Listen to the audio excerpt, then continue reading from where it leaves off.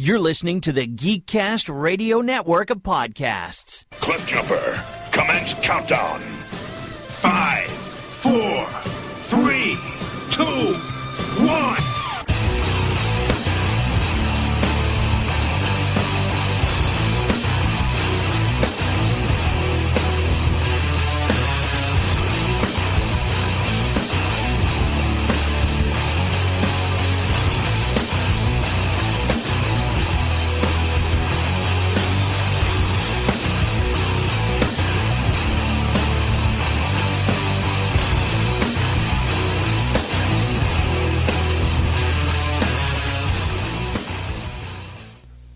Now, ToyCast.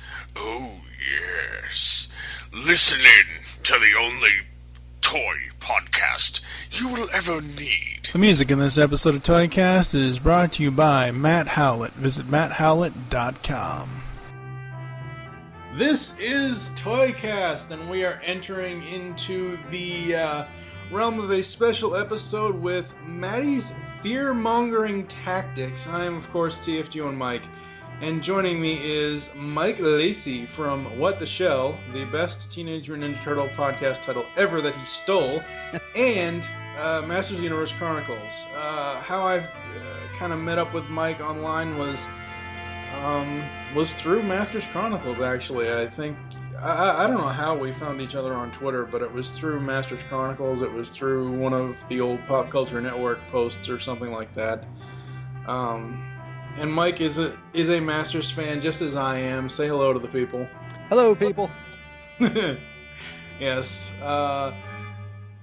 Mike is a husband, a father, and a Masters of the Universe lover and collector. And he is, I think, the only person that I know that has 4 subscriptions to the line. Masters of the Universe Classics. So, before we go any further than that, do you want to explain exactly why you have 4 subscriptions to Masters Classics? It's because I'm a glutton for punishment, apparently. We'll get into that. No, I have a 7-year-old son, and basically what I do is I order 2 for him and 2 for me, 1 for each of us to open and 1 for each of us to keep mint on the card. Not that they'll ever end up being worth anything, but basically the idea for him is that he can take them out and he can, mash them up and play them, play with them together and beat them all up and get them just ripped to shreds. And then when he gets older, should he decide to become a collector, he'll have a fresh batch ready to go that he can just open up and put on his shelves that are in good condition and not all paint worn and chipped up and whatnot. Yeah. So, let's break the fight. I know you work very hard, and you're all this stuff, and I'm sure, obviously, you're earning enough money to be able to afford, obviously, everything else in your life, and these 4 subscriptions. But let's break it down. 4 subscriptions. That is roughly about $4,400. Yeah, it comes to around $5,000 a year with all of their quarterly variants and beasts and all the other bullshit that they have going on. Yeah. That's nuts. That's wow. And apparently I'm nuts as well. So. Well, I mean. That's neither here nor there. Now, we all love the line, since 2008. Yes, there have been tons of issues. And I don't understand this. How can Mattel and Matty Collector and Digital River, because the way I look at it is they are 3 different companies. Mattel is the one that, licenses out for the 4 Horsemen to make these figures, and, sometimes they do in-house sculpting, which never works. But they license it out to the 4 Horsemen, and then MattyCollector.com is a separate division, and then Digital River is the 3rd separate division, which they, were the lowest bid. Since Masters Classic started, it has been a very uphill climb, and the uphill climb is not over. I mean, it's like walking to school in a snowstorm that there's already 6 feet of snow on the ground, and you just not gonna get to the top of the hill to get to school. Uphill both ways. Yeah, exactly. um, oh man, and since Comic-Con happened last week, a couple weeks ago, the 2013 subscriptions have been announced, and wow, that's all I can say is wow. We knew that the price hike was going to happen. I'm trying to. Okay, yeah, here we go. Just to run it down for everybody, and we ran this down in the Team Bottomless Variety Hour episode 24. We'll run it down again. Club Eternia details. There's a lot of information here, so please read carefully before making your purchase on MattyCollector.com.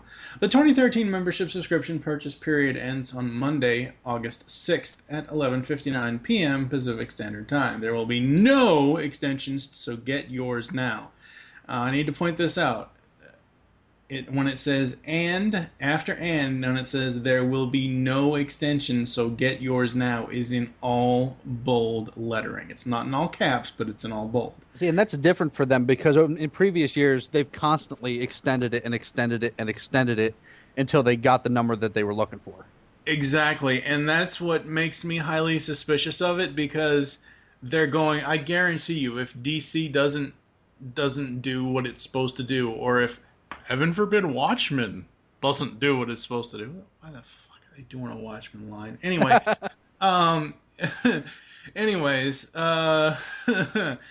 this I do not believe. I refuse to believe this, that there will not be any extensions, so get yours now. I don't believe that whatsoever, because every time in going into this year, every time that they wanted to get people to subscribe to DC at the time when the Club Infinite Earths was coming up for 2012, they're like, oh, we haven't met our quota, so we're going to extend it, and we're not just going to extend it for Club Infinite Earths, we're going to extend it for all of our subscriptions.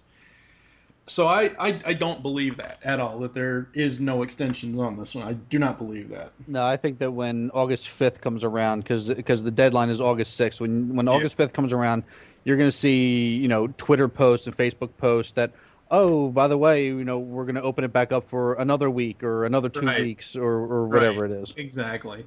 The total commitment for 2013 is $505 plus applicable taxes and fees and shipping. Varies depending on your location and shipping method.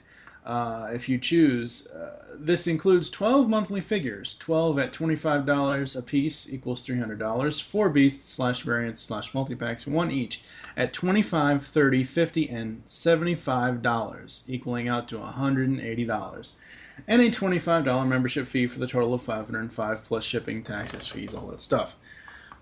My question is, what in the hell beast, variant, or multi-pack can they put out that is worth $75 fucking dollars?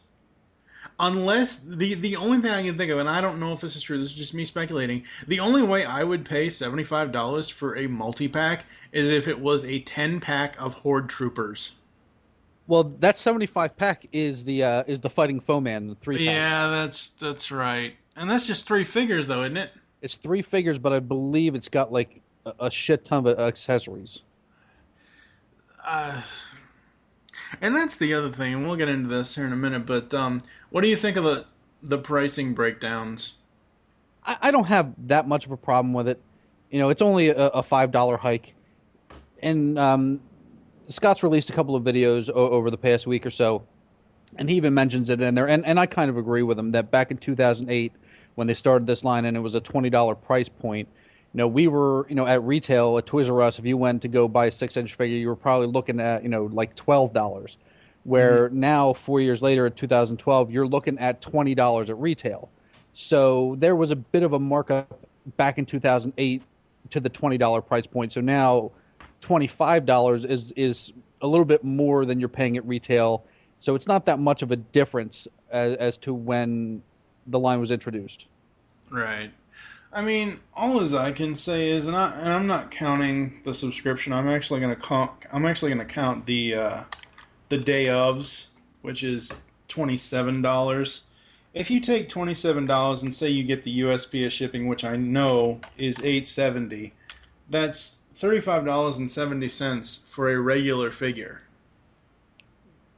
You Yeah, know, and people tend to that's not really factor that in. When no, they don't. always tend to give you that $25 or that $27, and they never add in that extra, between $8 and $10, whatever Yeah, shipping ends up going up. If the shipping ends up being a little bit more this, in 2013, yes, you really don't look at it as you're basically paying $35 for the figure.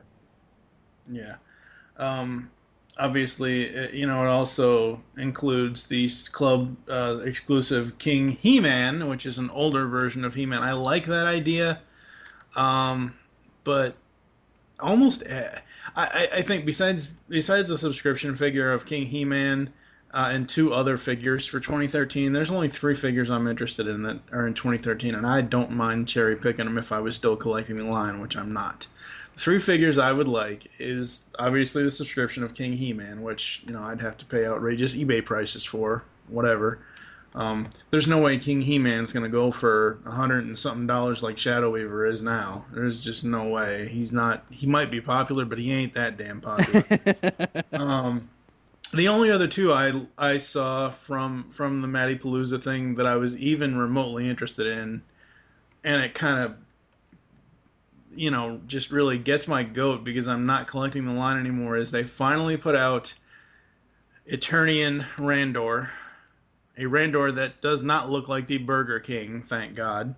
Uh, Filmation Randor, which would go great with, obviously, Queen Marlena, and Ram Man. Now, to me, we have, when I was collecting the line, we had been waiting for two very specific heroes at that point in 2011 and early bits of 2012, which were Mechanic, which we're getting in 2012, and Ram Man, which we're getting in 2013. Now, to me, most people, unless you're like Count Marzo, who just bend over and let Matty fuck you up the ass, to me, people are going to get Ram Man and are going to be like, okay, my heroes are complete. I can just cherry pick the rest.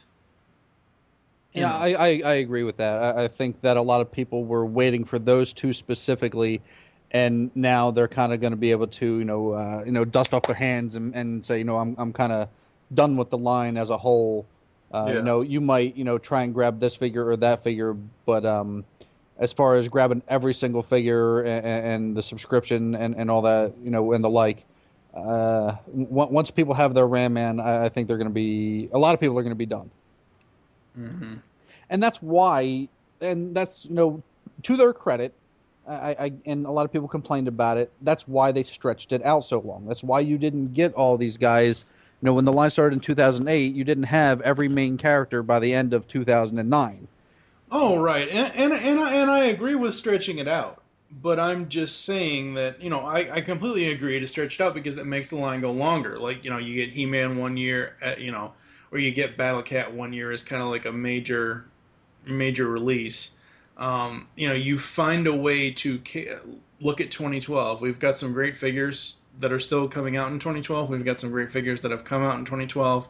But 2012 was catered around the fact that Weaver was the sub. Oh yeah, absolutely. And that was the build-up. And that's, I had said this before. I was like, okay, well, they're going to do the same thing with Mech and Ram. They're going to make them either subscription only, or they're going to make them each in their own year and tailor the line around the fact that, hey, you're finally getting this figure, the figure that you really, really want. And that's just what they've done. Some new things to the subscription this year. New, buy a sub, get a vote. All 2013 Club Eternia subscribers have the chance to vote on a new 2013 Fans Choice figure. For every subscription you purchase, you'll receive a code to cast your vote for a figure to be produced in the fall of 2013. I don't care. Yeah, I mean, look at the selections. The selections are Crash Landing Captain Glenn Cloak and Dagger Evil Lyn, Geldor, Mini Comic Trapjaw, Illumina, Songster, Camo Khan, and the Mask of Power Demon. You've got, what's that, 1, 2... It's like 6 well, it's like 6 total choices, but it's like maybe 2 or 3 that are that interesting. Right, but you got 1, 2, 3, 4 repaints. Okay, so they're not even new figures. Then you've got 1, 2, 3 that are from mini comics. Mm-hmm. 1 from the Power Tour. The Songster.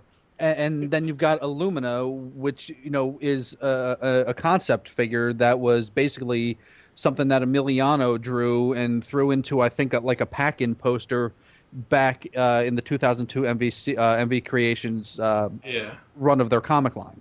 Yeah. So there's nobody on there for me that's like oh my god, I've got to have that figure. For me, if I was gonna have a choice there, it would probably be Geldor, just because he's an original character. I don't want this voting thing just to get another a variant. Well, see, and that's the thing with the whole voting thing is buy a sub, get a vote. And I could be wrong. I've seen so many videos, I don't know. I believe in one of Pixel Dan's videos, Toy Guru said, if you buy 50 subs, you get 50 votes. Who in their right fucking mind would buy 50 subscriptions? I mean, okay. And see, this is what doesn't make any sense to me with this buy a sub, get a vote thing. You have third-party sellers like Big Bad Toy Store who are going to buy 50, 60, however many to keep their stock going, as a third-party online retailer.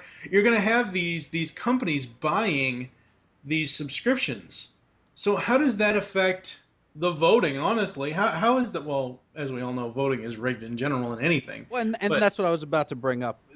This whole thing came about last year, where they gave He-Man.org the right to come up with, like, they did their own poll and their own vote and were able to come up with their own selection to go into this mix. And I think it was Planet Eternia DE, a German site, also got one.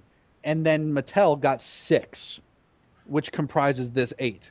So let's see, they're throwing He-Man.org one bone, and a European fan site one bone, and then they get 6 dogs in the fight. You think that they're do you really think that they didn't have a predetermined? They know what figure they're making. Well, right, already. Yeah, I mean, but see, that doesn't, like, I just don't see how that is a valid, membership benefit. I honestly don't, because of sites like BigBadToyStore.com, and I'm not saying anything against BigBadToyStore.com. I'm saying it against Mattel's and Matty Collector's option of you buy a sub, you get a vote, because, as I just said, sites like Big Bad Toy Store will buy 50, 60, 70 subs to have stock. Right. To be able to sell the figures individually at, $34.99 or $54.90, or whatever the prices are for the various figures. So the buy a sub, get a vote thing to me is just, that's null and fucking void. It doesn't make any sense to me at all. Right. Another new part of the of the subscription is club exclusive figure includes 2 items. This year's club exclusive figure is King He-Man, and for the first time he includes both a matte poster of Subeternia and a mini comic number 4 of the MOTUC series, revealing the secret origin of Skeletor. Go back and watch the MYP, the beginning, three-parter. There's your secret origin of Skeletor. There you go, right there. New, also, the final new part here is new early access to non-subscription products. In 2013, all club subscribers get early access to non-subscription products regardless of brand. That means you'll have the chance to purchase hot items that are not available through the subscriptions before non-subscribers, like 2012's The Dark Knight Rises 8-inch Batman figure, and the Ghostbusters PKE meter prop replica. Availability is first come, first served. So if products sell out to subscribers during the early access period, that's it. No additional product will be made available to non-subscribers at that time. Have questions, click here, blah, blah, blah. Okay. This whole Matty Collector's whole thing of you better buy it now before it's out of stock. I'm sorry, there's no friggin' way any of the 2012 or 2013 or any of the future subs are going to be out of stock permanently, because look at stuff like Cyber Monday, Mad Matty Monday, all this stuff where they hold over stock. They just do. It's all a ploy to give you a to get false you representation, right? Yes, it's a false representation of being a hot seller. Yeah. And the whole thing of I don't know if you want to. All right, so with the price hike, let me just ask you this: are you going to be buying 4 subs for 2013? No, I won't. Okay. I'll be I'm cutting my subs in half to 2. Okay. Thank God we didn't have to beat some sense into it. All right, so now that that's out of the way, just before we started recording this, Pixel Dan posted I actually saw it on Facebook where he shared a link, but to the He-Man.org website where the Horsemen have, the 4 Horsemen who sculpt most of the Master stuff, have replied to the subscription stuff. Now, do we want to read this whole thing? Because this is pretty long. It's up to you if you want to read this, or do we just want to hit on bullet points here? It's probably better just to hit on the bullet points. Yeah. Well, start shooting. Basically, what the 4 Horsemen are saying here is that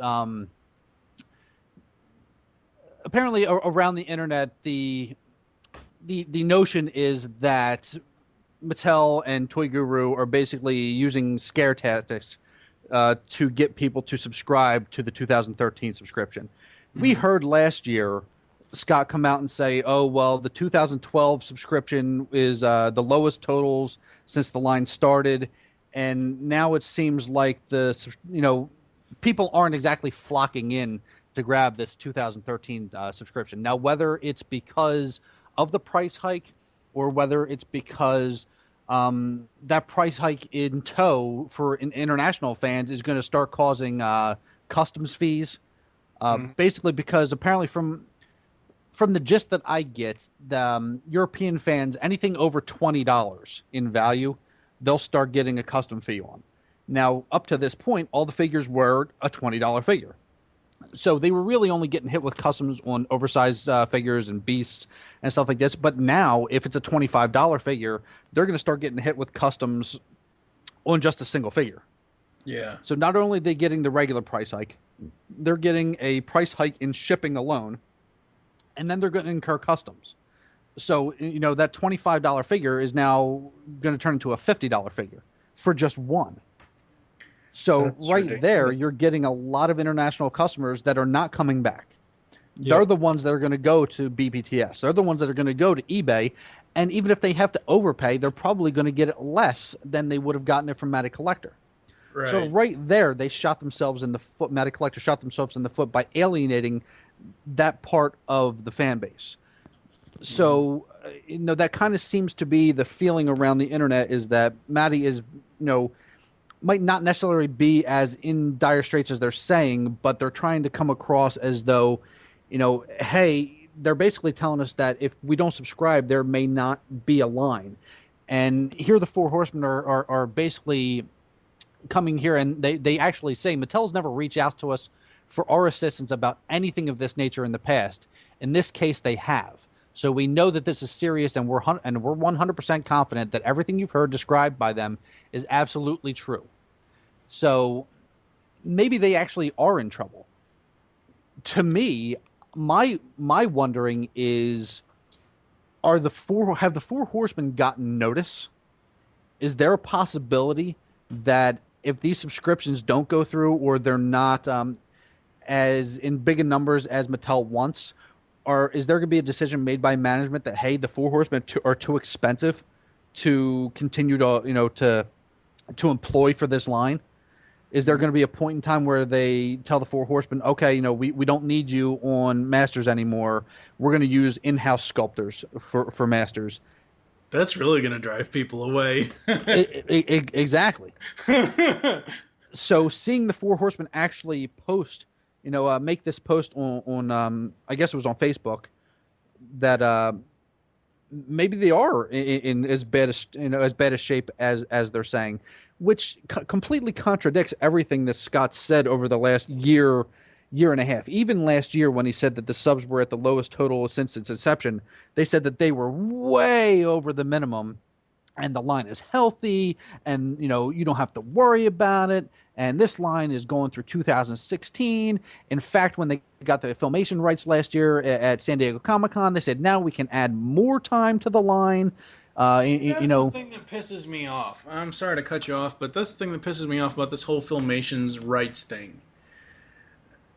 Which someone said, or something was said after that happened, that they found, I think it was Scott, I could be wrong, I don't remember who the hell said it. Someone said online, I either read it or saw it in a video, that turns out as long as Mattel made a figure of a character beforehand, whether it was Filmation design or not, they had rights to that figure, or rights to make that figure or whatever else. Hence why Catra looks the way she does. Catra was made before they got Filmation's right. That's what I still think the Filmation's rights thing is just one of those things where it was in name only. Well, yes and no. Like they did not have rights to, say, Shadow Weaver. Right. Because there was never a figure of her before, so she was completely off the table. She was a figure, or she was a character that was created completely for that show by Filmation. So there was no way that without Filmation rights that you were ever going to get that figure. Same thing goes for like Shakoti and Mask, which are two figures from one of the the best two-parters of that original Filmation run. Right. You would have never gotten those kind of figures without obtaining those rights. Same thing with like Granomir.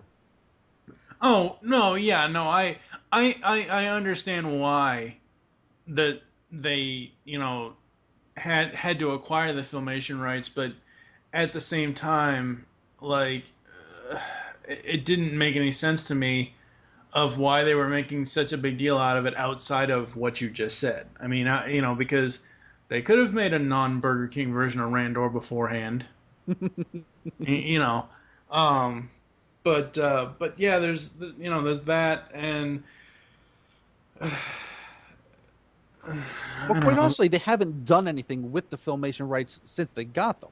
Yeah, I mean, yes, we got Swiftwind in the correct color scheme. Yeah, we got it with freaking backwards legs, two rights or two lefts. But at least it was colored right. It wasn't pink like the original toy version. With that being here nor there. But we haven't gotten, other than Shadow Weaver, we really haven't gotten any original Filmation characters yet. We got we're getting the Filmation Randor now, but it's not we haven't gotten like I mentioned, either Mask or Shakoti. We haven't gotten Seahawk, or we haven't gotten Imp. Or any even basically all we've gotten so far is variations. Basically variants is what we're getting with Filmation rights so far. Yeah. Okay, this is the one thing in the Four Horsemen response that I just don't. To me, it doesn't make any sense because I set aside certain things when it comes to Mattel, but part of it says, as beloved as Masters of the Universe Classics is, monetarily it is barely a blip on Mattel's enormous radar. Okay, not counting Barbie and Hot Wheels, what else does Mattel have that they majorly advertise? Monster High. Okay, all right. So, to collectors that are male that don't collect girl toys, what do they have that would appeal to us as collectors? They have Masters, they have DC Universe Classics, they have the they have DC Universe, and then the they stupid had movie Voltron. Masters that are garbage. Right. The Movie Masters. I like a lot of the Cars stuff that they put out. They did have the Voltron line, which obviously will apparently not. Club line is not coming back for 2013. They did have the Ghostbusters line, but they couldn't get around being able to do anything with it outside of repaints. Repaints, Jesus Christ. They could have figured out a way to do the real Ghostbusters. But anyway, to me, Masters is Mattel Matty Collectors' bread and butter at this It's point. their big boy property. I understand that it's been gone out of the mainstream consciousness for quite a while. Yeah. But back in the 80s, if you read the Power and Honor Foundation's catalog, it basically told you that it was right there back in the in the early to mid 80s. It was right there bringing in Barbie numbers. Yeah. I mean, it had a 5-year run, but I mean, Barbie is a completely different animal. Yeah, and that's why it's not that I don't acknowledge Barbie. It's that I don't Barbie, Hot Wheels, and Monster High. Those are all separate because, well, Barbie and Hot Wheels for one are in stores. You can get them, when you go to any Walmart, Target, Big Lots, whatever. You can find Barbies and Hot Wheels everywhere. Exactly, and Hot Wheels are $1. Yeah. Unless you're buying the Masters Hot Wheels, and they're $5. Yeah. So I don't count that as part of this online stuff. So I don't see how they can make that statement of that monetarily Masters is a small blip on Mattel's radar at all. See, for me, you would think that just for sheer history alone, that He-Man would get, a little bit more respect than it gets from Mattel.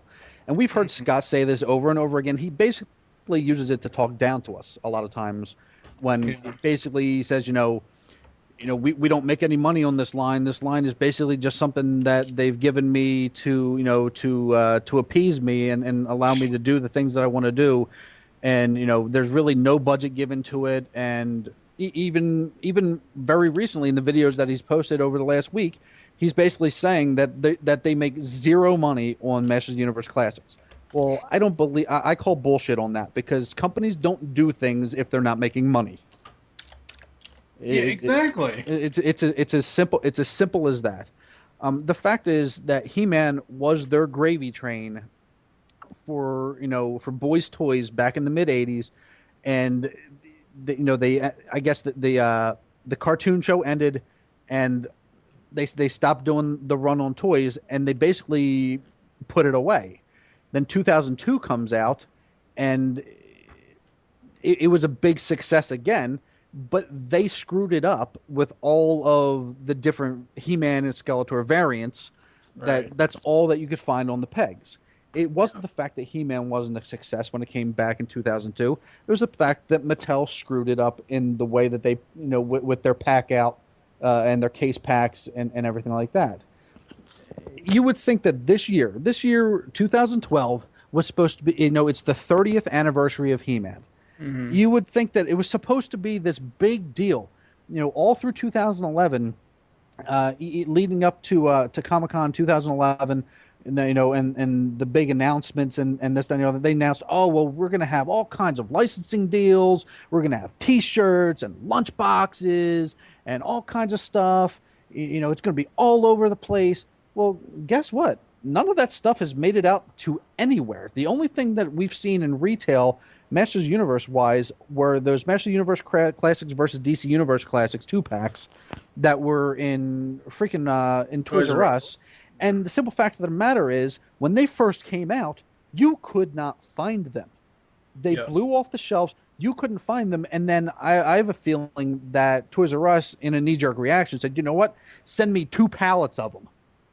And now they're shelf warming. And then they couldn't get rid of them. Because I think it took me almost a year to be able to find that second wave, the one that had Hawkman and Stratos and Merman and Aquaman, and then even now, my Toys R Us now has the Green Lantern, Zodak, and the She-Ra Supergirl ones. But I mean, over the past year now, we've already seen that what they've got with the licensing is they do have some T-shirts, but they're online store exclusive. You know, you can get them at 80stees.com. You're not finding them at Walmart. You can't walk into a Target and buy yourself a He-Man shirt. You know, to me, that does absolutely nothing. They've announced these Toon Tumblers, again, online exclusive. The Wacky Wobblers, again, online exclusive. And guess what? The time is ticking on 2012, that 30th anniversary. You know, we're talking about getting ready to turn into August. That's the 8th month of the year. None of this shit is available to buy yet. Yeah. By the time you can buy any of this stuff, it's not going to be the 30th anniversary anymore. You know, the other thing that really makes me wonder about them embracing the 30th anniversary wasn't, and this isn't me saying anything against this company, wasn't Classic Media and Mill Creek supposed to announce or have the complete 30th anniversary DVD set of the 83 cartoon, either at Comic-Con or by... Well, isn't it supposed to be released at some point this year? Maybe it's in October that I'm thinking. I don't remember. It's supposed to be sometime. It's supposed to be sometime this year. They did come out with the She-Ra. The She-Ra does have a complete series now. Yeah. That came out either the end of last year or the beginning of this year, but you would think that, with the 30th anniversary, that it would be a priority. Well, I would have thought that it would have, with the announcement of Vicron, which no one gives a fuck about, with the announcement of Vicron as the SDCC exclusive, I would have thought that they would have made the announcement of, hey, we've also got the 30th anniversary complete series DVD set here at SDCC. Again, like I said, unless they're being smart and looking at the original air dates, which the original air date of Masters was October 21st, 1983, which that isn't even a 30th anniversary this year. The 30th anniversary for the cartoon is next year. It's just that this year is the 30th anniversary of the overall property. Right. You would have thought that you would have heard more rumblings about this DVD set, because they had a contest of, hey, enter in your fan submissions, 3 minutes in length for the, to be featured on the DVD, and the deadline was like June 22nd. So you would have thought that by Comic-Con they would have had some sort of something about the DVD set, whether it was coming out in September, October, whenever. But it's like, no, I have not seen any news about the Mill Creek Classic Media DVD, the complete series DVD set at this point. Yeah, I haven't heard anything either, so... And I'm sorry, regardless of paying homage to the original Create a Character contest, that 30th anniversary line is fucking ridiculous. Yeah, I mean, to be perfectly honest with you, the only one that was worth anything was Drago Man, because that was a sweet figure. Yeah. But as far as Spectre and Sir freaking Laserlot and Psy Chop, whatever this other garbage figure is. Don't get me wrong, I do like Castle Grayskull Man. I think it's a pretty cool looking figure. As far as like giving it a bio and working it into the story as an actual character, I think that's retarded. But just looking at the way that the figure looks, I think it's a pretty cool looking figure. But the 30th anniversary as a whole, to me, was a complete and utter waste of time. Yeah. Well, and I'm glad that we got Photog, finally. But yeah, other than that, I don't know. That just doesn't. And even so, on a lot of people's Photogs, there was issues with the lens. They had the cracked lens, and there's so many. And see, that's the thing. It's like, how do you explain? Okay, every toy company in the world has quality control issues. I'm sorry, I've never seen a toy company have this many quality control issues from month to month when they release figures. Hasbro puts out figures, let's say, for example, Transformers. Let's say they put Fall of Cybertron, the new figures coming out. Let's say they put out Wave 1 the first week of August. Say they put out Wave 2 the third week in August. Okay, I guarantee you all of those figures in Wave 1, maybe, going out across the country, maybe 20 people would have quality control issues at minimum, I would say. I don't think a lot of people are going to have quality control issues, but it seems like every single time that Mattel releases a figure for Masters, almost all of the time there's something wrong with it. He-Man, there was something wrong with it's their primary character for the line. The second ever figure that they put out, He-Man had backward shoulders. Yep. and that's something that you would forgive them for. You say, okay, fine, the first run, it's only the second figure that you guys have produced. We understand that there's going to be some bumps along the road. Fine, they kind of got a pass for that. If anything, more people were more upset about the red eyes on that first He-Man than they were about the shoulders. But then it happens with King Hiss. You have reverse shoulders, and then Roboto, the exact same thing. Roboto is the biggest clusterfuck of a figure that there is. Yeah. He's got the backward shoulders, and he's got a giant crack that goes down the center of his chest. It seems like everybody's, Robotos are falling apart, which is why it was funny in Toy Guru's, and James Sawyer actually pointed this out to me, was that it was pretty funny that when Toy Guru basically was making his plea for people to get the 2013 subscription. He's like, it's like those commercials from back when we were kids, for 5 cents a day, you can get a Masters of the Universe Classic subscription, for the price of a cup of coffee, going to the movies. Maybe it's the time to not do that and devote that money to Masters of the Universe Classics. And he pulls a Roboto off the shelf and he goes, see, these are going to last you forever. A movie is just a fleeting thing. You go to the movie, you come back, and you're done. This you're going to have forever. And you go, yeah, and it's going to be broken forever. It was just ironic that he chose to pick that figure of all figures up off the shelf, because that's basically the one, other than the Goddess, that everybody has had the most trouble with. Yeah. The Goddess, for Christ's sake, you look at it wrong and its pelvis explodes. And not in a good way. Ew, that's a sticky mess that I don't want to get into. But you mentioned he was saying 5 cents on the day or whatever else. The only thing that my brain flashes to is those children's fun things. Right. That's what I was. Yeah, that's exactly what I was saying. It's like, oh my god, I can't believe. Oh, I don't know. So, all right, you're gonna cut your subscriptions in half for 2013. Are there, outside of Randor and Ram Man, are there any figures in the line that you're looking forward to in 2013? Oh yeah. The January figure is Natosa. It's a Prince of Power figure. I really could care less. My daughter will probably play with that. Mm-hmm. But February you have a double hitter with Jitsu, which looks amazing. And Ram Man is the same month. And then March, here's where we're talking about Filmation. We get Fang Man, who's a Filmation character who only appeared in one episode. But he's a really, really cool looking character.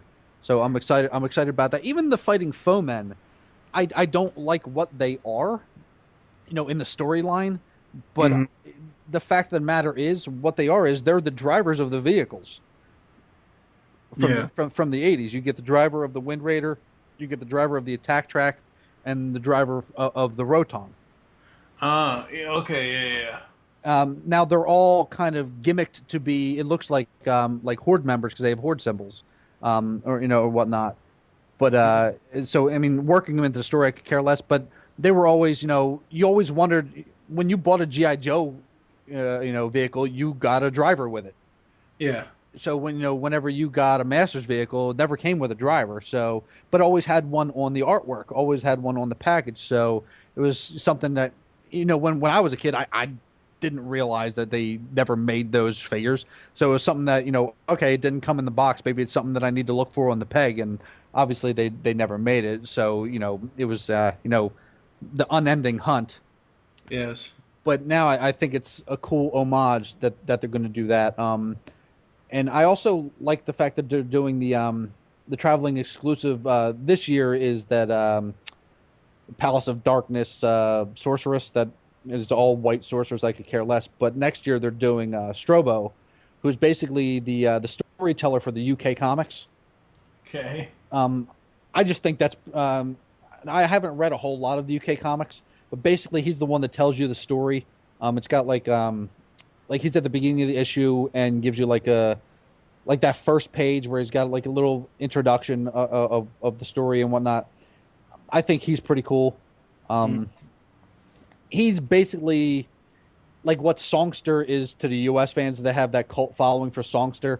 The UK has the same thing for Strobo, and I never knew anything about Strobo until I, just maybe last year or so, and I picked up a couple of UK comics, and some of those obscure characters I kind of dig. I don't necessarily dig the ones that somebody pulls out of their ass, but ones that kind of have their feet grounded in some kind of canon. I'm all for. And the King He-Man, like you were saying before, I don't necessarily like the concept of it, but I think it's a cool looking figure. I mean, I like there's never been, since its inception, there's never been a He-Man cartoon that allowed us to explore more of the continuity past, We know I'd rather it have been King Adam. Okay, well, yeah, but then he would be purple and pink and blue and all. No, that wouldn't work. But see here, here's the thing. Yes, I kind of agree with you with that. As far as King Adam, but with the MYP cartoon, we had so much awesome continuity. It was a strict continuity. It was a great storytelling piece, and it got cut off before its time, and we didn't really get. We've never really had that. Like if the NYP cartoon was not still going on now, but it lasted at least 2 or 3 more years than what it did, we would have gotten more continuity, and we would have seen more stories of He-Man and Adam's adventures. And I like the idea of King He-Man simply because whatever story they're going to tell, it's Adam as as he's all grown up. He's not 16 years old anymore. He's not however old he was in the Filmation series 2025, whatever, however the hell old he was, I don't know. It gives you the impression of Adam has grown up, and I like that most about it. The other thing about the sub is I wish that they would, and I know they won't do this because they don't want to, blow their entire load, because then people would really not get the subscription. I wish every year at Comic-Con they would tell us the next year's line, the entire line. Yeah, all 12 months. Because this 6 and 6 stuff, just because first of all they say you're getting on the website it says you're getting these figures, but you're getting 12 monthlies, 12 4B, whatever it is, but they don't tell you what they friggin' are. So you have to essentially, unless you're someone who is like us who watches these panels or watches the convention coverage, if you're someone that's just okay, well, again, I can use Marzo. Just I know he watches this stuff, but we'll buy it blindly no matter what. Unless you're someone like him, I want to know what the hell I'm paying for. You know? And a lot of people have that argument, and I completely see where that comes from, and I agree with it. I mean, we only got the first 4 months. We got the first quarter of 2013. Well, that leaves another 8 months of figures that we have no idea what you're getting. It could be you could be getting 3 New Adventures figures and 4 Princess of Power figures, 7 of the next 8 months, and that may not be what you want. But you got pulled into a subscription because you're getting Jitsu and Ram Man, and you're getting a Filmation character, and you're getting you want to make sure that you lock up your exclusive. Which, don't get me wrong, it's not Shadow Weaver, but it's still something that's a cool thing that is that is going to be if you're into the whole hey, I have something that you don't have, limited kind of figure thing. It's cool to have something that's a limited run that a lot of people aren't going to get. And number one, we can't even get these at retail, but number two, you're getting something that even the other people that buy these online aren't going to get. So it's cool to have that that little incentive. But where is your incentive to blindly go the next 8 months, where you Yeah. could get another 8 months of figures? That you You could essentially get might not want. right. You could get 8 Snake Man at Arms. and, I mean, eight serpent rings. right? It's like, no, hey, if they told us in 2000 in 2012, all right, here you're getting 4 awesome characters, but then in May you're getting Snake Man at Arms, and in June you're getting fucking Sir Laserlot, and July you're getting the Mighty Spectre, and people are gonna go, screw this, I ain't buying that. Yeah, yeah. And I mean, I do understand it from both perspectives, but at the same time, me wanting to know as much information as I can, regardless of, even though I'm, just because I'm not collecting the toys anymore doesn't mean I'm secretly paying attention to the news items. Hence this special. I stepped away from it for a long time because of, the huge fuck up the ass Matty Collector and Digital River gave me. And I'm still not going to be buying any of these figures because I'm not collecting them anymore. But I'm still going to pay attention to the news here and there and, be able to comment on it here and there. See, for me, buying the subscription is about supporting the line, and don't get me wrong, I'm nowhere near as far to the left as Count Marzo is, but short, shriveled, nose to the left. But anything He-Man for me is a good thing. Right. Yes, I'm going to get characters that I know I don't particularly care for. They're just going to go on the shelf and they'll just go behind the other figures, and I won't have to see them. But if it means that getting a subscription in 2013, yes, I'm not getting 4, because it's the simple economics of it. Yeah. Just as it is hard for Mattel to justify making the figures because their price has gone up, it's hard for me to justify buying the characters because the price has gone up to me. Yeah. So I mean, it's kind of like a double-edged sword. They're crying that we're not buying them and that it's costing them so much money. Well, what about the fact that it's costing us so much money? He-Man was always my number one line as a kid. It was, for me, it was always He-Man, then Teenage Mutant Ninja Turtles, and then Thundercats. They were my 3 lines when I was a kid, and then everything else, Mask and Transformers and G.I. Joe and all that stuff. I had a bunch of that stuff, but my 3 things that I focused on, that if I could only get one thing, those were the 3 items that I was going and looking for. Right. If I can get those, I mean, we seen what Bandai did with Thundercats. They completely screwed that up. Playmates is doing a real good job. We just got the. I haven't seen the classics figures in stores yet. I have my pre-order with Big Bad Toy Store, but I haven't gotten them yet. But I do have the ones from the new cartoon. I have the 4 turtles, and they're pretty sweet. I think that they're doing a real good job with that, and hopefully that continues to go. And then we have Masters of the Universe classics. Now we haven't had Masters of the Universe, anything that we could buy, any figures we could buy, from 2000, I guess, like 2004 to 2008. Okay. Yeah. There's only so many times that they're going to revise this line. It's not Transformers. It's not G.I. Joe, which basically has continually stayed around since the 80s in one form or another. Right. It never went away and collected dust. That's the biggest problem, is once it goes into the closet and you turn the lights off and people forget about it, it's hard for them to justify to the executives, hey, let's dust this line off and put it back out there. That's why we have, a lot of people want, 2000X stylized figures. Yeah. And we keep hearing that, oh, well, the 2000X style and hyper anime style is retired and this, that, and the other thing. Well, it's because the executives have a bad taste in their mouth from the way that the 2000X line finished and ended. So anything that's 2000X, they want taken off the table. They're like, oh yeah, you'll get like MYP characters, like but they'll be classicized. It tends to be the word that they want to use. Like we got take Battleground Evil-Lyn. I don't mind that it's the essentially a repaint of the classic Evil-Lyn of the yellow and blue skin and all that stuff. I don't mind that. because it's in the corrected colors of the MYP style. Right, and it's damn Sure, they could have given her a cloak or a cape or whatever else. Well, they didn't. Didn't she have a removable cape? I forget. I don't remember if she did or not. Huh. I don't remember. I don't mind that if they include the 2000X like homages. Right. But obviously the 2000X style is not going to be done again.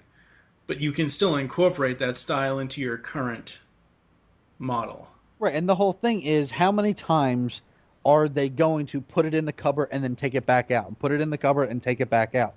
Yeah. It's either... Eventually, they're just going to say, you know what, this He-Man thing isn't working. And we're just completely done with it. So, I have less of a problem with, upfront, committing to figures that I know that there's going to be a handful of figures that I'm not particularly going to want to buy or whatnot. But I also understand the fact that if I don't put my money where my mouth is, I can't complain that these figures went away. Right, yeah. So I see both sides. I understand.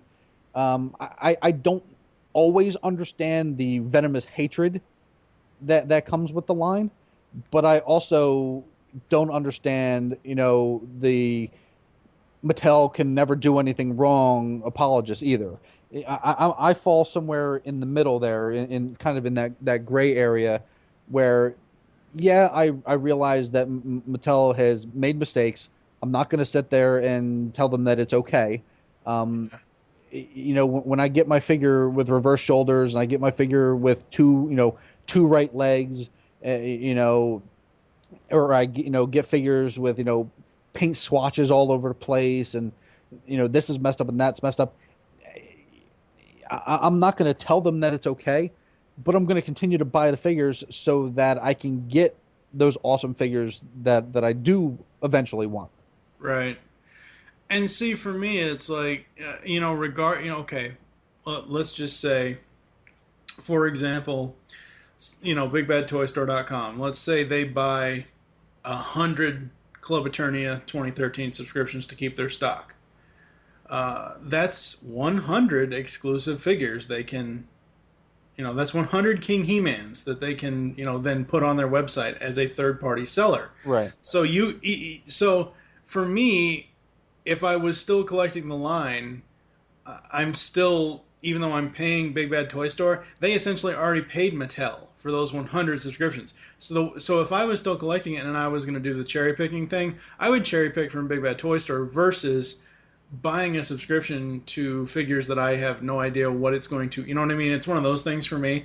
I can completely understand that. Yeah, as far as me and Paul being two of the most vocal Matty haters, it's not about us hating the line.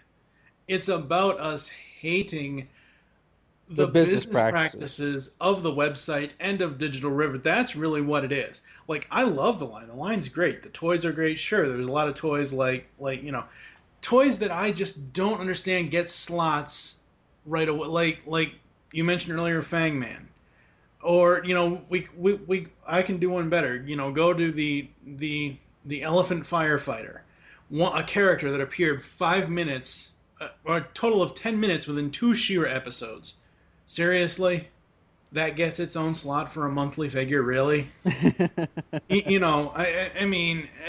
See, the problem is, most of us want to love this line. We want to give them our money. Yes. Yet we repeatedly get punched in the face. I know it. I mean... Well, like you were saying earlier with the issues, sure, you're gonna say it's not okay about, two right hands or 2 right legs or reverse shoulders. The problem comes in, calling them up and saying, hey, I have an issue. Can you either... But then they tell you, well, they were all that way. So either you want your figure that's been assembled wrong, or you want no figure at all. Because there is no King Hiss with correct shoulders. There is no, whether they want to say that Stinkor was designed with reversed forearms or not. There are no Stinkors that have the correct forearms with the spikes on the outside of the arm instead of the inside of the arm. Yeah. You can't call and get a replacement for an item that every single figure in the entire run was screwed up. Well, yeah. I mean, one of the things with Paul, we did with Optibotanus, we did an episode of Team Bottomless Friday where we were talking about, what was it? One of his figures was messed up.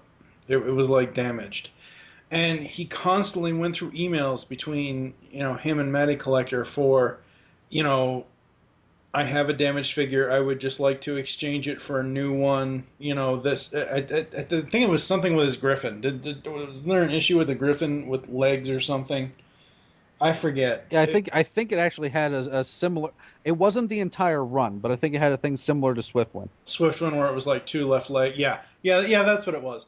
And he kept going back and forth with the automated Mattel reply email thing, where it's like, he sent this and he's like, okay, well, we need this information, this information, this information. He sent that in, and then they're like, okay, well, UPS will be at your house, or within the next 3 days to pick it up. They didn't specifically tell him that the UPS man was coming with a shipping label that he would not have to. That's the other thing about the business practices end of MattyCollector.com and the customer services. If you need to return a product, they make it sound like you have to pay for it to be shipped back to them. Right. Which isn't the case. Right, which isn't the case, but the way that the customer service is worded, and I said this in that episode of the other podcast, where what Mattel needs to do, what Matty Collector needs to do is what iTunes does, okay? You can send an email to the iTunes, contact iTunes with your issue thing of, hey, I have this issue. They will send you an auto reply saying, we've received your problem, we've passed it on to a representative, you will get an email back from an actual person within 24 to 72 hours, whatever it is. And then you can have a correspondence with that person through email versus what Matty Collector is doing now, where you email them and it's constantly automatic responses of, we need this, this, this, this, and this. Every other email. I know Paul has a long email chain of, we need this, this, this, and this, and this, and them not giving him an answer to the question he's asking them. And Scott even said, the customer service they're supposed to have a system in place by this point, I believe. Hell, it's almost the middle of the year. I think he said at the beginning of the year, he said by San Diego or after San Diego or shortly thereafter, we'll have we're working on a new customer service system. Where the hell is it? Exactly. Even when we did that episode of Master Universe Chronicles, and it was me, you, and Chris, and we were going through that whole debacle. Yeah. And you couldn't get to the My Subscriptions page. When we had everything in the cart and it was all screwed up, and we were trying to go to the My Subscription page and it was down. That page is still down. I think that was in January. Yes, it was. This is now July. That page is still down. And the biggest problem with this entire line is Scott, I'm sure, is a real nice guy.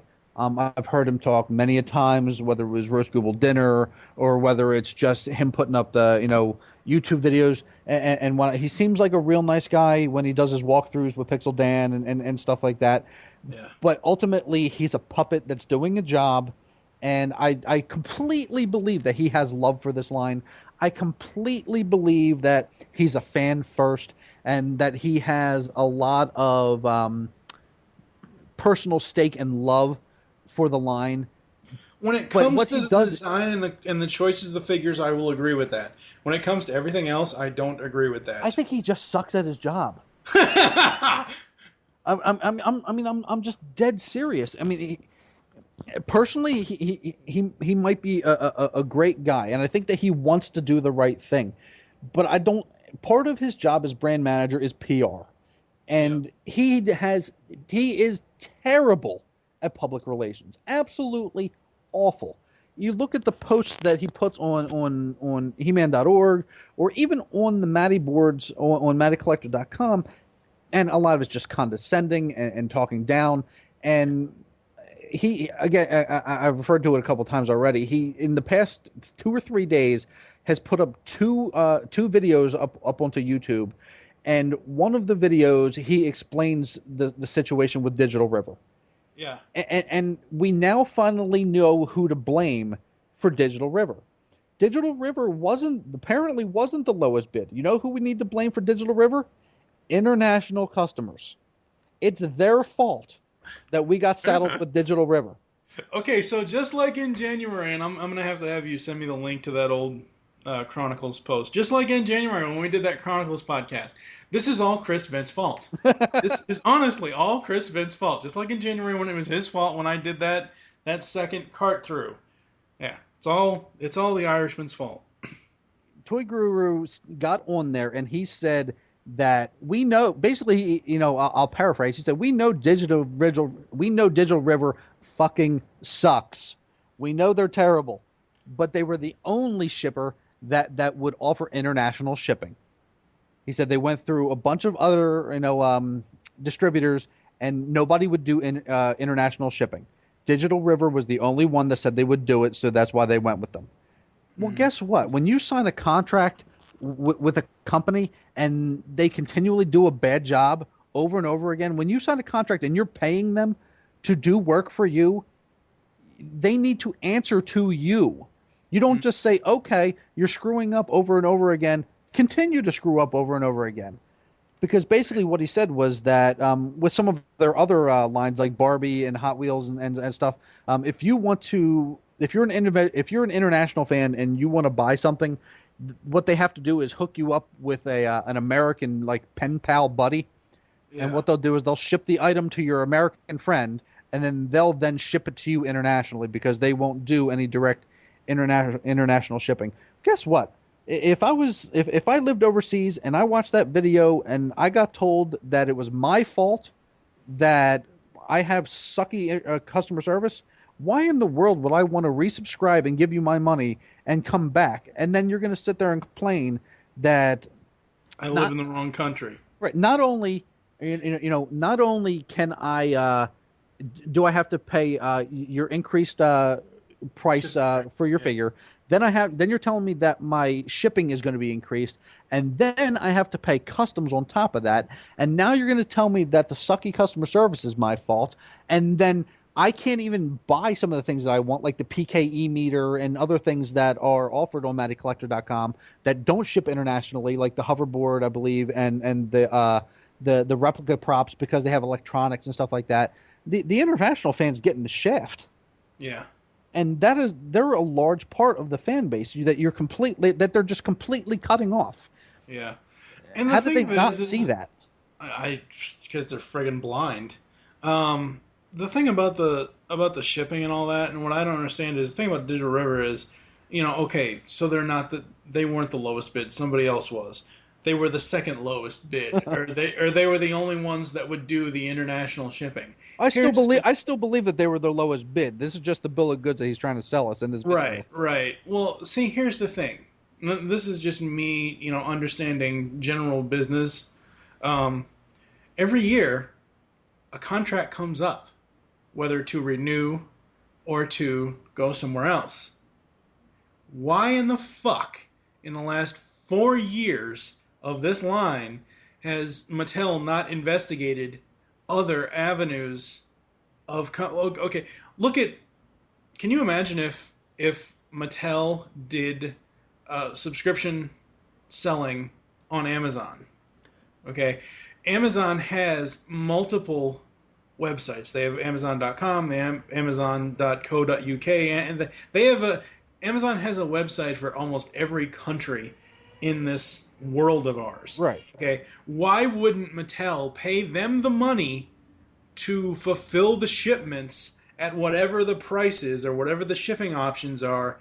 And it would be so much easier and so much cheaper for everybody because you're getting because Amazon's not just a company run out of a basement. It's a global conglomerate. Why wouldn't you go with them and pay them for a service to handle the shipping versus a company that essentially ships to another third company. You've got Mattel, Matty Collector, Digital River, and New Logistics in fucking Nevada. Sparks Nevada. You know that's the problem I'm having here with this whole business practice and shipping aspect is because yes, Digital River fulfills the order, yes, Digital River handles the online customer service, whatever the hell it is, but they then in turn instead of Digital River working with USPS or UPS or FedEx or whoever it is, instead of working with those companies directly, they then subcontract the work out to New fucking Logistics in Sparks fucking Nevada. Are you serious? This is exactly why. All right, they've said in the past of, oh, well, subscribers get to, subscribers will supposedly, and you can correct me if I'm wrong on this. Wasn't it said somewhere? I could be messing it up. Wasn't it said somewhere that subscribers would get their figures on or before the sale date? Yeah, they were supposed to ship, and we were supposed to receive them before the on sale date. They were supposed to ship a week beforehand. Half the time, we don't even get charged until after the sale day. Exactly. That's the problem. It's like, why is this not being fixed as far as, being charged? Because it was like, when I was going through the whole thing, it was like, I didn't get charged for whatever it was until like a week and a half, 2 weeks after the sale date, and then I didn't get my figures until another week and a half after I got charged. Well, it was the whole debacle with the stupid Star Sisters, where they wanted to break up the payment into two separate things, and you're going to pay this much one week and this much the next week, and like for me, I didn't pay anything the first week, and I got the whole lump sum in the second week, and that's a $60 figure, and I got 4 of them. Yeah. So it's like, oh, okay, big chunk, boom, right away. And I'm like, what the hell, man? It shouldn't be. It shouldn't be. We all love this line. It has nothing to do. It has nothing to do with the figures. They're in my opinion. Now, I don't buy any of like the Hot Toys or Super, Sideshow or even even the SH Figure Arts or anything like that, import stuff. But as far as regular straight figures that you can buy, to me, these are the best figures on the market. And there's no reason why it should be this difficult just to buy the toys that you want. Yeah. To me, the whole reason to buy the subscription was to avoid the headache of the white screen of death on the sale day. And from what I come to understand is it's much easier now to buy it on sale day than it is to deal with the hassles of the subscription. Yep. But now Scott's telling us that we were told at the beginning of this year, at the end of 2011, we were told that because the sub numbers for 2012 were so low, that they were going to drastically reduce the day of sale number of figures that were being produced over and above the subscription limit. I haven't seen I think Fisto is the only figure that's sold out within like an hour. Yeah. There hasn't been a problem. It might, your figures might still be sold out same day, but it's not like, if you're, it's not within like 10 seconds. Exactly. Yeah. Exactly. So there's not that much of a problem with being able to get on and buy your figures. But now Scott's saying that because 13 is going to be so low that they're virtually getting rid of day of sale. There may be no figures day of sale. Yeah. So if you want any of these figures, you have to buy a subscription, or you're going to have to go through a third-party retailer, Amazon, eBay, Big Bad Toy Store, wherever, and pay the markup.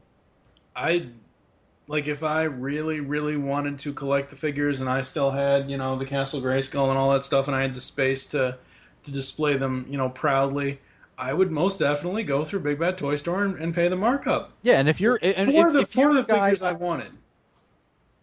Yeah, if you're a guy it's only going to handpick, maybe out of the 12 figures, the 12 monthly figures and the 4 quarterly figures, if you were only going to buy a handful of them, then it's probably worth cherry picking it and paying that extra $10 or $15. But if you're going to buy a majority of the figures, then and you decide it probably is just better to get the damn subscription, because they may go, you may get to the 15th of the month and they go, oh yeah, by the way, there's no Ram-Mans for sale. Sorry. They're gonna burn Mattel to the ground. But again, that's what I'm saying. With 2013, if they don't do day of sales, you could go to Big Bad Toy Store, because Big Bad Toy Store, and this isn't me saying, oh, hey, you need to go there versus going to the on-sale day, but if the on-sale day has no figures, Big Bad Toy Store, as I said, would have bought 75, 100, however many subscriptions to fill their stock. So there would be Ram-Mans available, just not on Matty's website. So, I mean... Now there is we saw that the horsemen were talking about the scare tactics and whatnot. Toy Guru did post on the Matty Collector boards the fact that now you're going to get like this special advance being able to buy other non-subscription items. Okay, so, and I think you specifically mentioned, if they re-release the PKE meter. Yeah, the PKE meter in the Dark Knight Rises Batman, 8-inch Batman. They do. Now, if you're Big Bad Toy Store and you've got 100 subscriptions, guess what? None of that shit is making it to day of sale.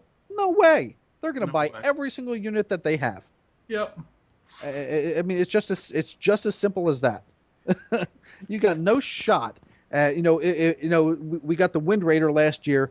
God forbid, say they decide that they're going to do, the attack track this year. Yeah. And everybody wants an attack track. Well, guess what? It's not in the sub. You ain't getting it. Now you're paying $100 from, Big Bad or whatever, because this is definitely going to feed the scalpers. Oh, yes. Most definitely. This has scalp ore written all over it. Yes, it does. So, I mean, I don't like being bullied. Now, let me ask you this. I mean, I know you mainly collect Masters, but you collect other stuff too, right? Yeah. You go to toy stores and stuff like that, right? Oh, absolutely. Okay. Now, as a toy hunter, would you prefer if Classics was on shelves versus dealing with a subscription or versus dealing with a third-party online retailer? Would you prefer to go hunting for that Disco Skeletor? No. Okay. No. For me, it's much easier. If this was done right, and it was simple and it was easy, it would be perfect. Because I'll tell you right now, with the new Turtles that just came out, I had a hell of a time finding a Raphael. I got the other three Turtles. Like Toys R Us, it seemed like I got a lot of notifications on because I do. I'm one of the four hosts on the What the Shell podcast. Right. We all kind of got tweets from other people that are following us on Twitter, basically telling us that these figures were starting to hit all around the country. So I went to my Toys R Us, and guess what? They had nothing. Okay, so they had absolutely nothing. So I had to ask the guy, hey, do you have these? And he tells me, all right, our truck is coming in on Tuesday, so come in Wednesday and we should have them. So I went in Wednesday, and they were already. By the time I got done work at 12, and I hit the Toys R Us, I got the Toys R Us about 20 after 12. They were already picked through. So there was not much of anything on the shelf. I think that first day I got a Leonardo. And then they get trucks, I believe, on Tuesday and Saturday.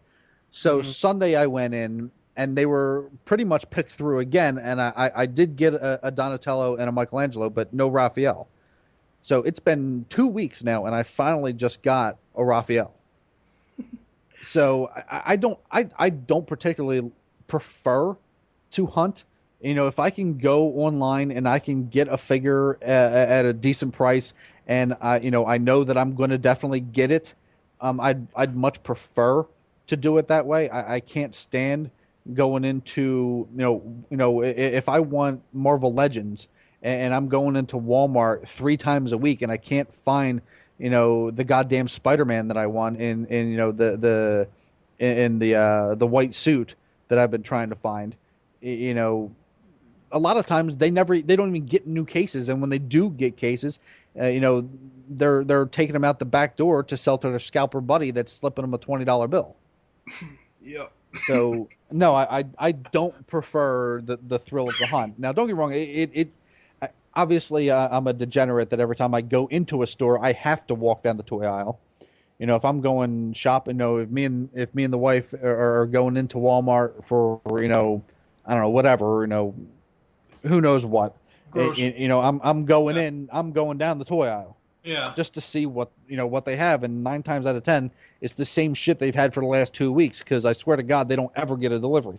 Yeah. But that's what it is. These scalpers go into the stores, they make friends with the department managers, and they tell them, hey, this is what I'm looking for. When the case comes in, set it aside for me. I'll slip you a $20 bill, and I'll take the whole case off your hands.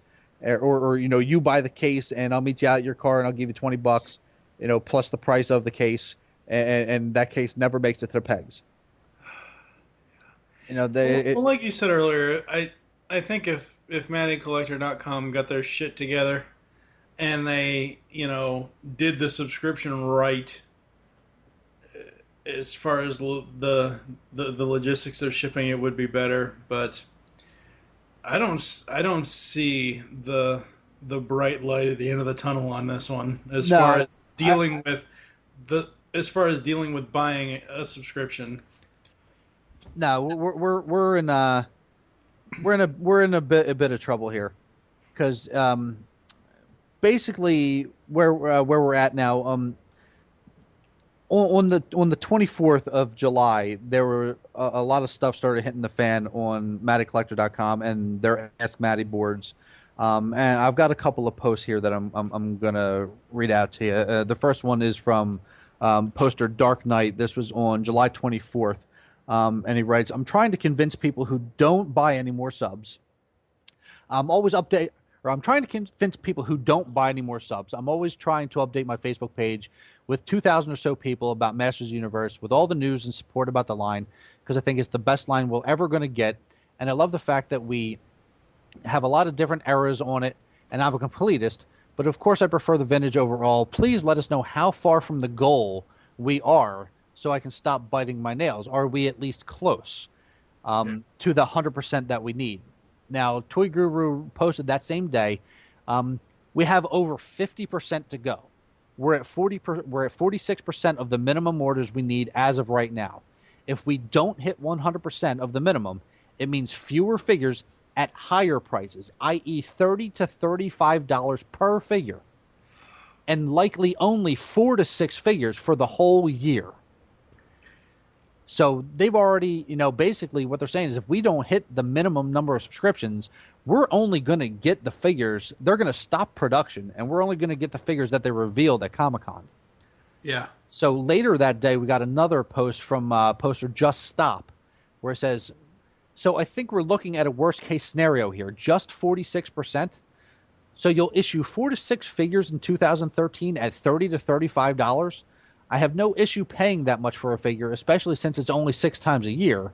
If those do well, will that sales model continue with further figures, or are the doors shut? I think that if people know their purchase will continue the line, it'll go a lot further than supporting a deadline. And Toy Guru came back with, a handful of figures at a higher price point is a quote-unquote best case scenario. Management could also say, quote-unquote, we are done. Either way, any figures we do in 2013 without a sub would be a very low tool. A figure like Ram Man would be very difficult to do without the full year to bank his tooling with. Without a sub, there are a few directions we might possibly go in from a few figures to nothing at all. We need to wait and see how the sub sells in before coming up with an alternative plan, if any. This is the end of the line. What you're seeing here, this is the end of the line. Yeah. Last year, with Club Infinite Earths, they had this poll, and they never filled it, and they decided to go forward with it anyway. Yeah, I think that may be what you get with Masters Classic this year. I think we're going to get a full run this year. I don't think that we're going to get this, this doom and gloom 6 figures a year at $35 a figure. I don't think we're going to get that, because again, Toy Guru even said that they had a roadmap through 2016. What they're doing is they're scrapping that roadmap. And what they're going to do is in 2000, they said they can't change anything for 2013. Everything is already set in stone. But what they're going to do for 2014 is that what they're going to do is wrap up the line. They're going to get every figure, from the vintage figures that haven't been made yet. They're going to try and get all of the major new adventure characters, all the major Princess of Power characters, and get them all into the end of 2013. Whichever ones aren't already shoehorned into 2013 at the end, which we don't already know. They're going to put them into 2014, and they're going to wrap up the line, and that's going to be the end of it. Yeah, the line's done. I mean, there's no way. I don't even know on that previous projections how they could have stretched this from 08 to 16. There's just no way. And even if they go into that price model of 30 or 35 per for only 6 figures a year, if let's say, which I know this wouldn't happen because beasts are obviously more than this, but let's just say the $35 figure is a beast or a variant or whatever else. That's with the if the USPS shipping is still $870, that's $43.70 for a regular or whatever figure. That's still that's I at that point I probably wouldn't be buying any of the figures. If you're telling me it's going to cost me $40 to $45 a figure to get it from Mattel to my house, it's probably not going to happen. Yeah, I'll only pay that kind of money for vintage on card figures. I'm not buying any brand new toy for SDCC exclusives, aside. That's, something that I know that I'm not going to be able to go and get myself. But as far as just a regular toy, I'm not paying $40 for a regular toy for a 6-inch figure that might have reverse shoulders. I can't do it. When I could, that I could go out and buy 2 to 3 figures depending on what line it is for that same price. Hell, I got all 4 turtles for under $30. If you look, if you do the math. Yeah. Oh yeah, most definitely. For the price of one Masters Universe Classics figure, as much as I love He-Man, I'm sorry, I couldn't do it. And think about the figures that you're going to get at that point. It's not going to be your, a figure you can't live without. Do I want a Too Bad? Yeah, I want a Too Bad. Do I want to pay $50 for Too Bad? No, I don't want to pay $50 for Too Bad. That's kind of where we're at. I'm hoping that we get enough subscriptions for 2013 so we, because at the rate that we're going, we've been basically getting 20 to 25 figures a year. Yeah. So if we can get this line to last this year and next year and they wrap it all up, you're talking about another 50 figures. We can basically get everything that we need to have a complete line, or as complete as we can get. Would I like to see movie figures? Do I want a Blade and a Sorod, and a Karg? Yeah, I want those. Do I have to have them?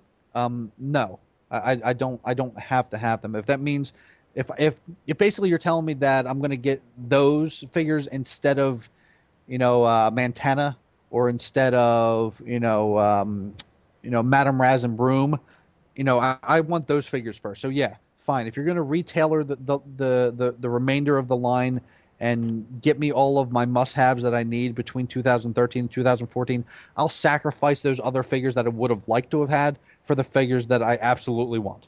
Yeah. And if that means you're going to wrap it up with a pretty little bow after 2014, then I'm okay with that. Because you know what?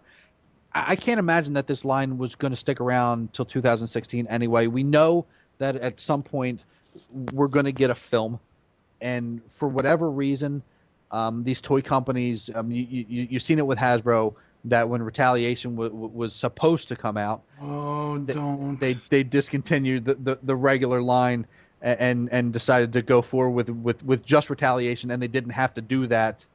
They ended up jumping that by 8 months. Thank you very much to the movie company.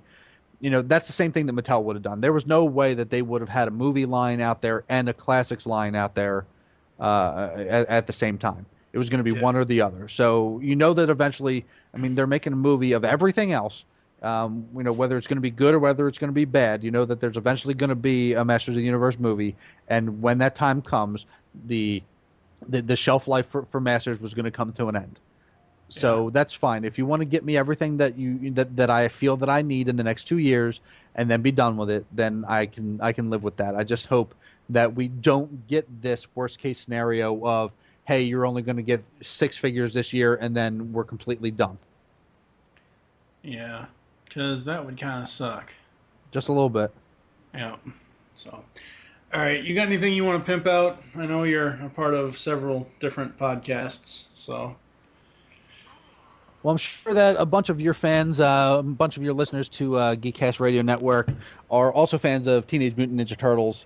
Yes. We have a little bit of a show called What the Shell. It's the best named Teenage Mutant Ninja Turtle podcast ever. And it features myself along with Chris Vent and Dylan Cook and the totally radical Sweena Halleck, the most knowledgeable Teenage Mutant Ninja Turtle fan on the internet.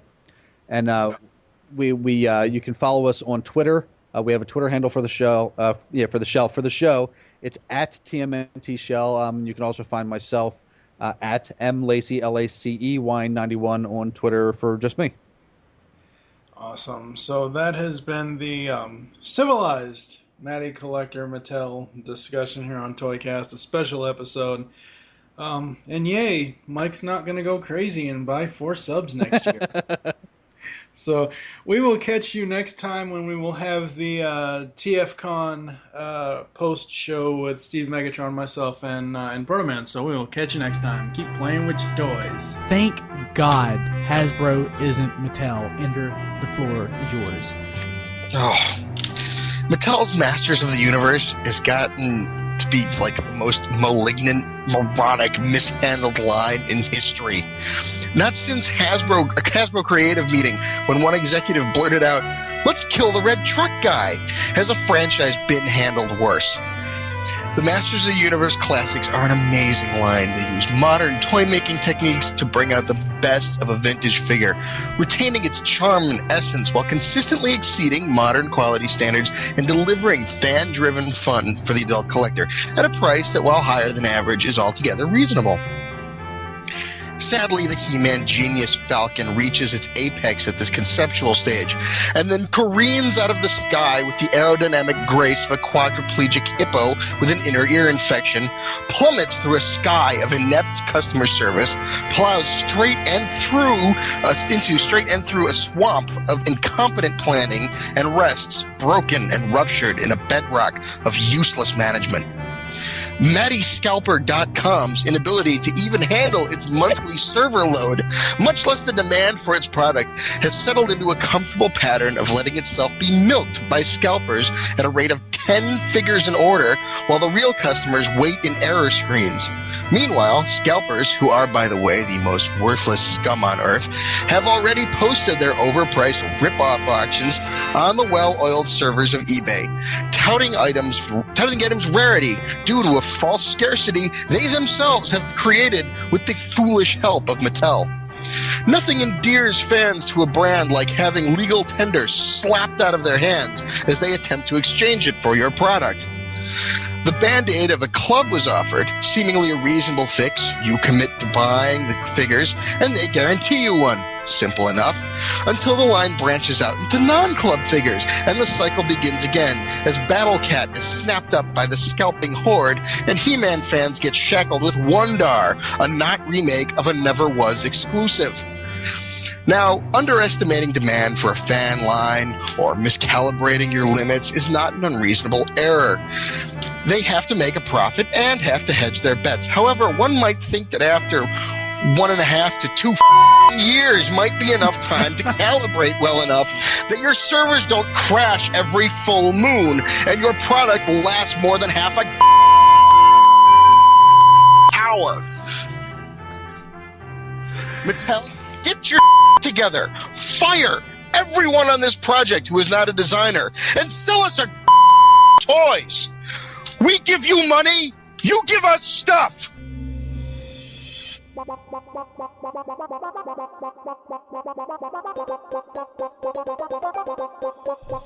can now hear the GeekCast Radio Network while on the go with Stitcher Smart Radio.